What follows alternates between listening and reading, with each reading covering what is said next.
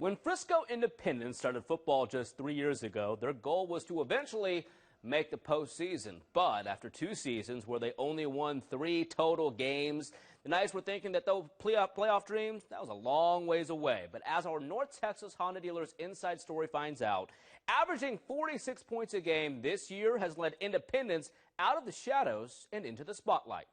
We didn't know if it was going to take 3 years, 5 years, 7 years. We didn't know. Despite Knights head coach Kyle Story's uncertainty, it only took 3 years before Independence made the postseason.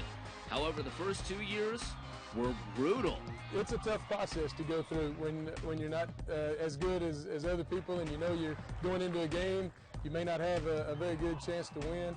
It's tough to keep getting people motivated to play. It was kind of painful, but you know, like everything breeds a profit at some point. 1 win in 2014, followed by only 2 in 2015. But the Knights finally started gelling at the end of the 2015 season and went into spring practice with a brand new attitude.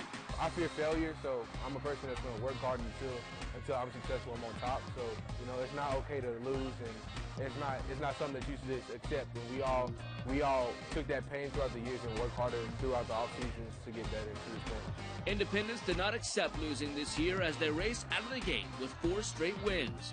Averaging almost 7 touchdowns a game can breed confidence. Quarterback Kyle Sadler has thrown for 23 touchdowns and over 2,000 yards. But the biggest spark plug may have come when running back Don Williams transferred back to the area from Parish Episcopal. The shifty Kansas recruit has ran for 1,900 yards and 28 scores behind a big physical line led by Jason Moore. We're all part of one team, one unit. And it's just like a car. If you have one part of that car that's not in, like the engine, then it won't run. And we're all linked together. So it's not just credit to one person. It's just credit for everyone. We really felt like we were going to be a whole lot better and a much improved football team, just because we were more physical on both sides of the ball. We were better blockers on offense, we were better tacklers on defense, and just taking care of some fundamental things. Now, as the Knights head into their first playoff game, they can walk around campus with a bit of swagger, something they wouldn't have dreamed of doing last year. A lot more pride about saying, oh, I'm an Independence Knight, and I go to Independence to play football on the team. Because the years before, it'd be like, oh, you guys suck, or y'all not going to do anything.